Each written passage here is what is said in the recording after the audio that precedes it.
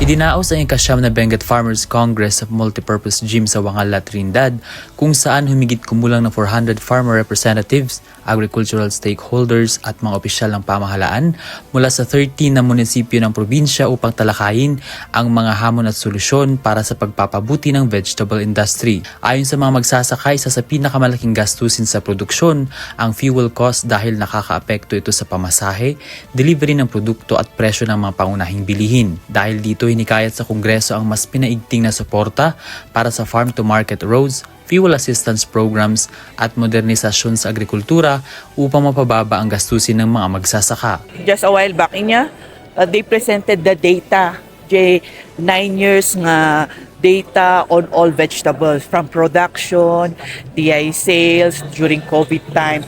So nga hopefully isuti maadal iti farmers. Later on they will have a workshop.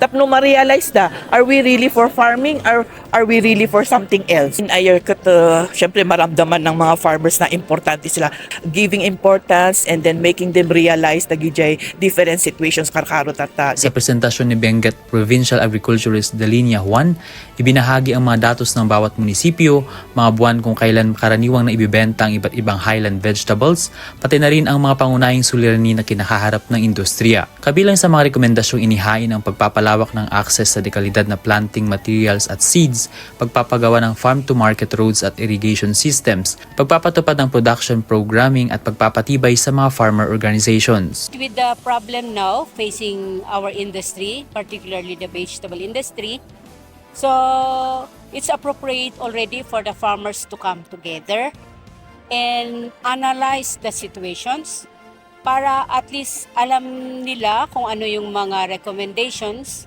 that the government will be doing for them, as well as sila rin ano ba ang maitutulong nila. Nagkaroon din ng workshops para sa mga magsasaka na makakatulong upang maging mas matatag ang kabuhayan sa gitna ng tumataas na gastusin sa produksyon. Dito rin umano ibabatay ang mga resolusyon upang higit pang mapalakas ang kabuhayan at produksyon ng mga magsasaka sa Benguet. Patuloy namang umaasa ang mga magsasaka na sa pamamagitan ng pagkakaisa at suporta mula sa pamahalaan, mas mapapalakas pa ang agricultural industry ng Benguet bilang isa sa pangunahing vegetable producers ng bansa. Yung binibigay na intervention ng gobyerno is sapat na yun para sa ngayon.